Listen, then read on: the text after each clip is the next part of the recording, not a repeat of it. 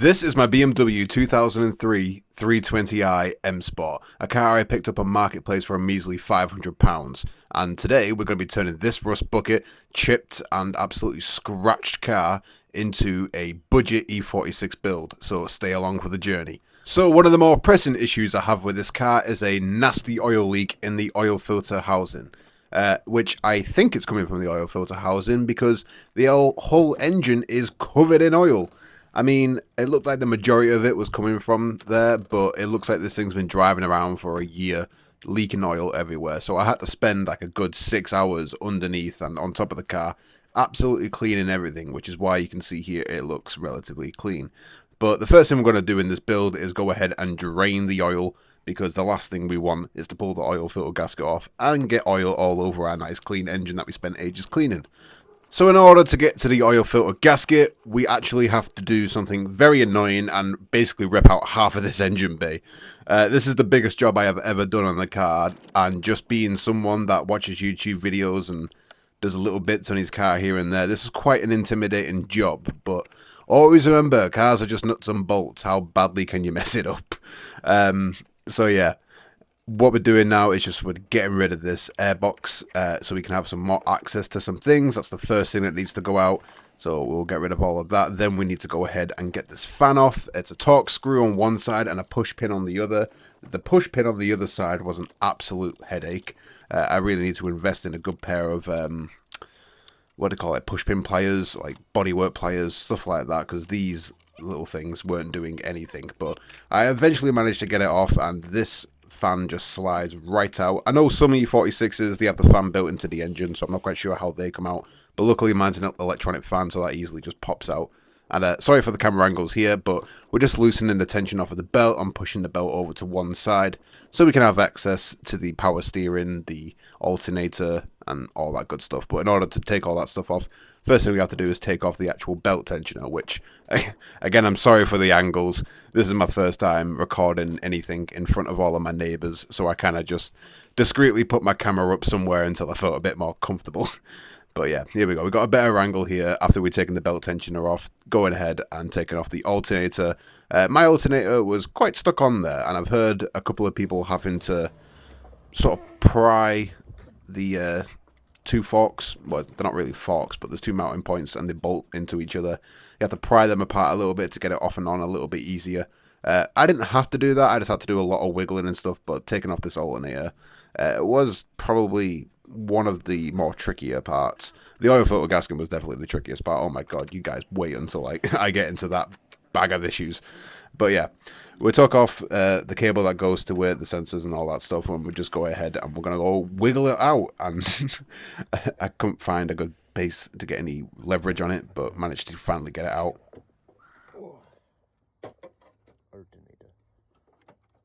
So now that we got the oil-soaked alternator out of the car, we're going to go ahead and take off the power steering reservoir. We don't actually need to fully detach this from the car, but we are just going to push it to one side. It's got, the hoses running to it and stuff. So, yeah, it's pretty light. We're not putting too much pressure on them, are we? So we'll just push it off to the side, and while we do everything else. I'll tell you what, though, that bolt further back was an absolute headache. I managed to drop it in the oil pan. No. Fuck. I've dropped it in the oil pan. God damn it, why did I move it? So I had my oil pan just underneath the oil filter housing, just in case when I do take the oil filter housing off, any oil spilled and leaked, that I wouldn't get it all over the drive, and I'd at least get most of it into the oil pan. What I didn't take into consideration is I'm working right above it, and I'm inevitably going to be dropping bolts in it. So, rookie move for me, I guess, but we move. We're on to taking off the power steering pump now, and again, with this, we don't have to fully detach it from the car. We just need to unbolt it from the actual oil filter housing, and we can rest it on the drop link bar. Is that what you call it? The strut that goes across. Either way, there's a pipe that goes along the bottom of the car that we can just rest it on.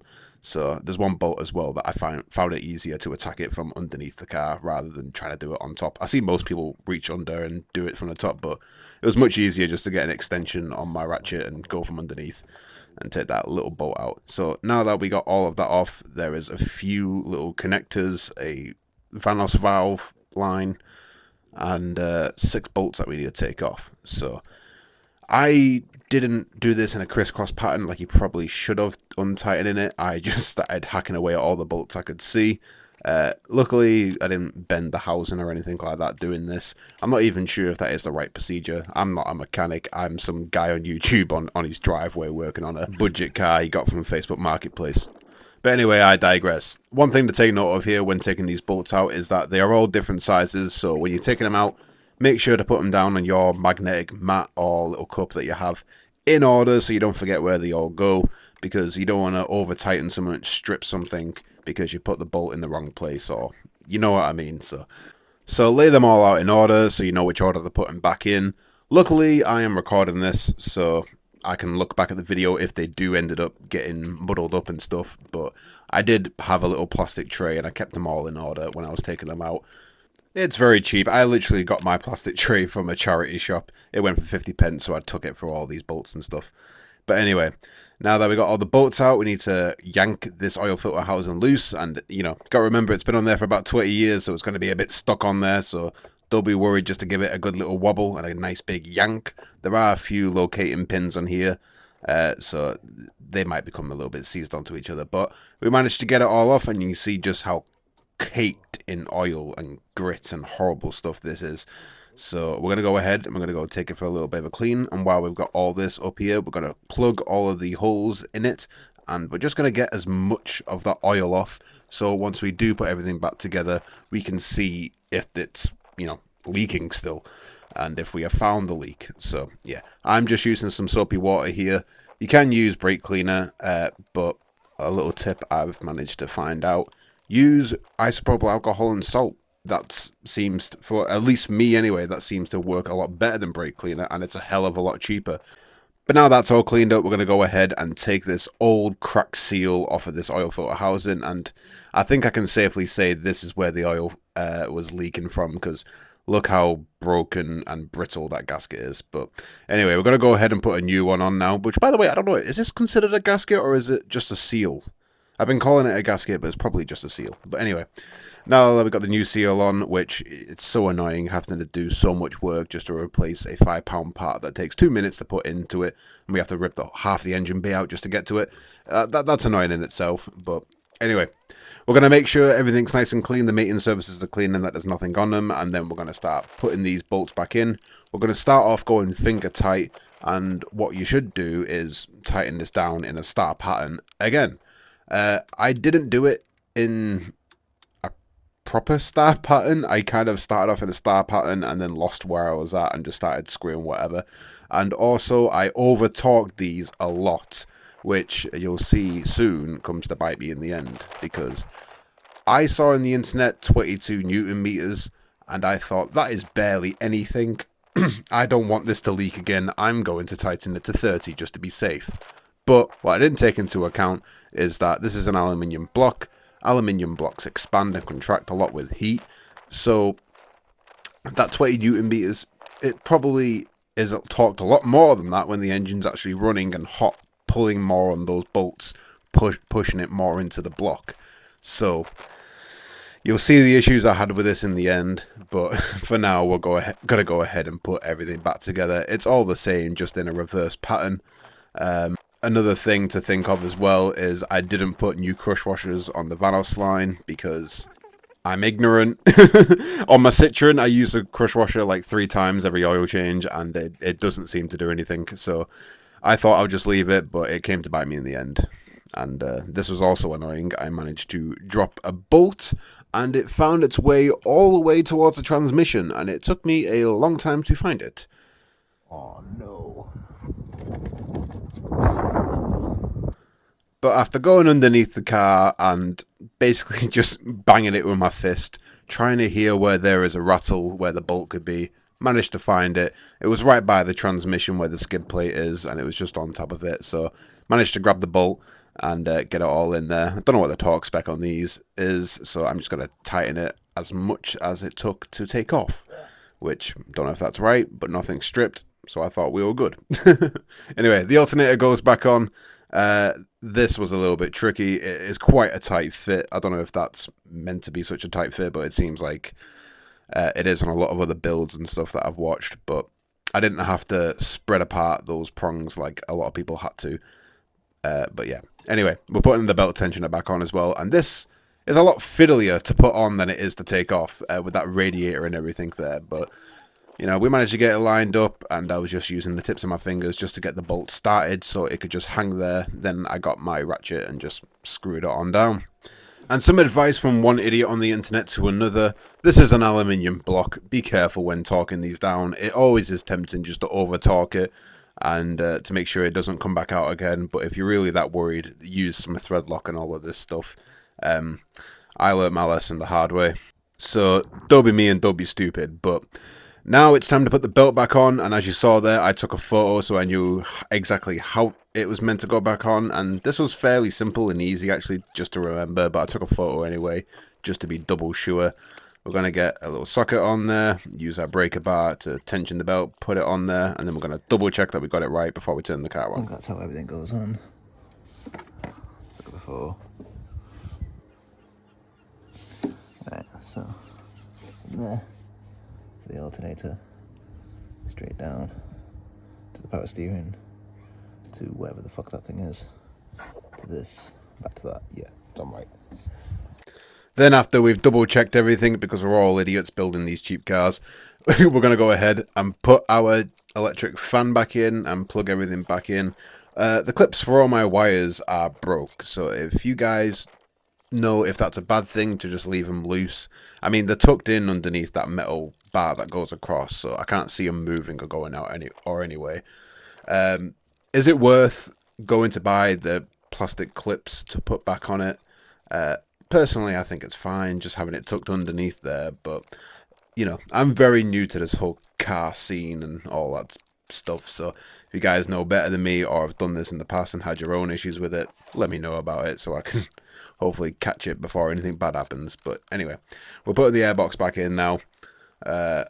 One thing I found was a bit easier when taking apart this the second time was, instead of taking the mass airflow sensor completely off like I did there, is just to leave it on the intake and just unclip it from the actual box.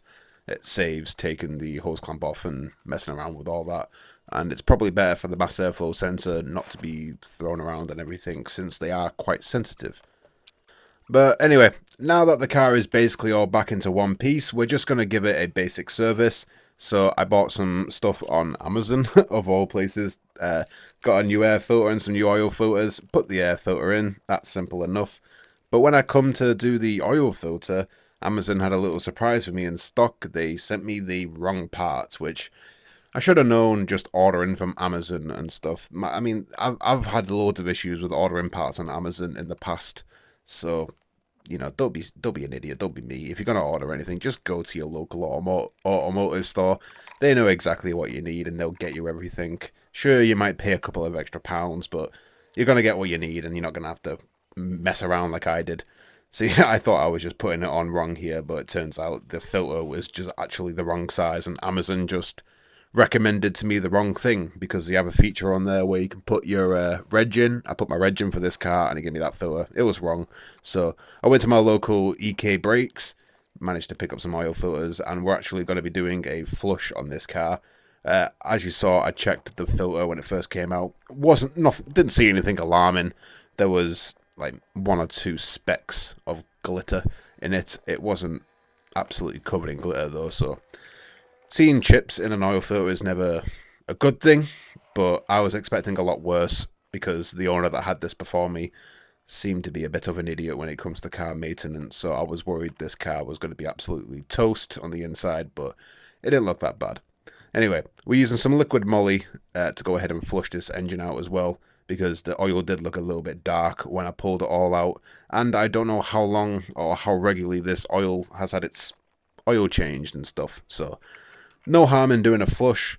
Thought I'd just do a flush, make it a bit easier, and to be honest, from the results from the flush, it was barely even worth doing. After I put the new oil in, it basically came out looking half decent anyway. It was still came out dark, but what oil doesn't look dark when it comes out of the oil pan? But we're going to go ahead and try to start this up for the first time with our fingers crossed.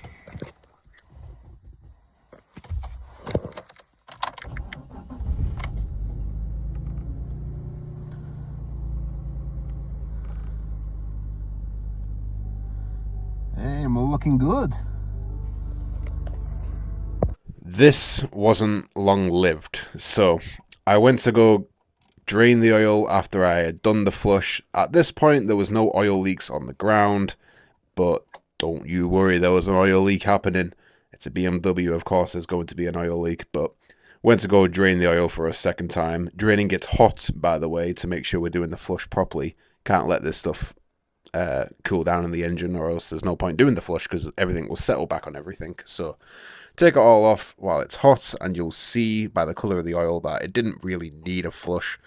I mean, it is coming out dark still, but the oil looks better than the oil that comes out of my Citroen. So, and that's a 2015 car, so I can't imagine this needed it in the first place. But it's always good to do anyway. Good car maintenance and stuff.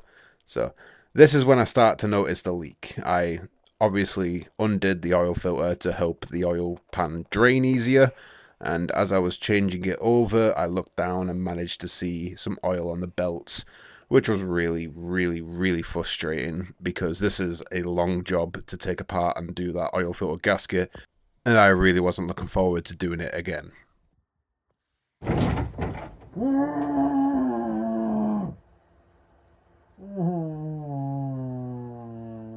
So real quick guys, if you want to help support the build, you can head on over to my Buy Me a Coffee page and make a small donation and let me know what you want to see done to this E46. Now back to the video.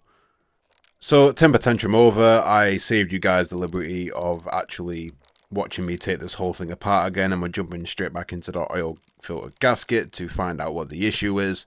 I mean, now that I've sat back and looked at it all, I'm pretty sure it's because I over-torqued it and that I didn't replace the crush washers on the Vanos line. It could have been leaking from either the oil filter gasket or the Vanos line. I'm pretty sure it was leaking from both though, because again, over-torquing the oil filter gasket housing.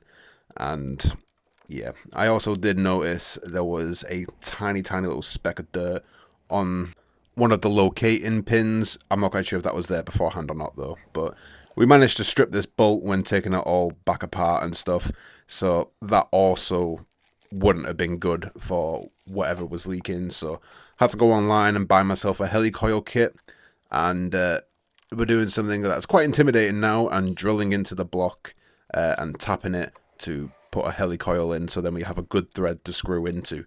And this time we're going to be torquing up everything to the right spec and not thinking we're better than the car manufacturers and people that have done all the research.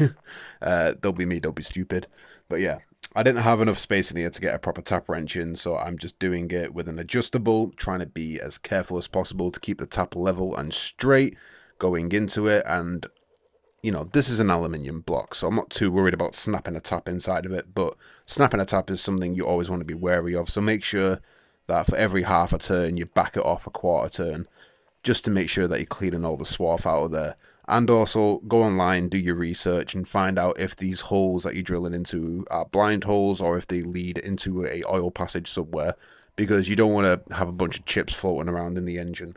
But anyway, after all that, you want to grab your closest idiot with a straw and go ahead and blow all of the swarf and stuff out of the way onto a cloth, making sure not to get anything on other parts of the engine so you don't cause unnecessary wear and tear. And after we've done all that, we can carefully lift everything out, give everything a good clean, and be very, very vigilant and making sure there are no chips left on the actual block end or inside of anything whatsoever. And we're using some high strength Loctite, and the only way you can really get high strength Loctite to release is with a lot of heat and quite a lot of pressure. So that's why we want to use it with this helicoil, because we don't want the helicoil to move whatsoever. We want the bolt to be able to come in and out, but we want the helicoil to stay there. And we are going to be using thread lock on these going back into it, because 22 newton meters isn't a lot of torque, to be completely honest, and even I still think that's not a lot of pressure to be putting on it, but apparently it's enough. So just to make sure that these bolts don't back out or anything like that, we're just going to use some medium strength thread lock just to make sure they all stay put and it stays a consistent 23 newton meters. And you'll also notice as well, I'm putting a different bolt in one of these holes. That's because I managed to snap a bolt as well, taking this all apart. So it really goes to show, follow your torque specs. You're not better than the manufacturers, and they're set like that for a specific reason. So yeah, none of these are stretch bolts or anything like that, and the bolt that I used that I put back in it had the same tensile strength rating, so we should be good. But yeah, I couldn't find any OEM bolts online that I could buy, so I just nipped down to Tool Station and picked up a bag of these bolts. It cost me like £1.29 instead of however much it would have been to track down the OEM bolts and buy them. And we are making sure to torque all this up in a star shaped pattern now to make sure we get everything perfectly flat, because I am not taking this part again. And I went down to Halfords and I picked up a set of crush washers. And one thing I want to say to Halfords, why don't you just sell these individually? I will happily buy 2 crush washers for like £2, but you want me to buy a whole set of them for £8? That's annoying. Like, you'd make so much more profit selling these things individually, because I'm never going to use the majority of those crush washers, but I had to spend £8 bloody on getting them. And I get it, £8 isn't a lot of money, but I am a very broke boy. I just spent £500 I didn't have on Marketplace buying this goddamn car, so I need to save every penny I can get. But anyway, Laura ran over, we're running the car again, we filled it back up with oil, and it seems like we are holding tight. I ran the car for 15 minutes, walked away and came back, and everything seemed fine. I left it for a few days, checked under it again to see if there was any oil in the cardboard.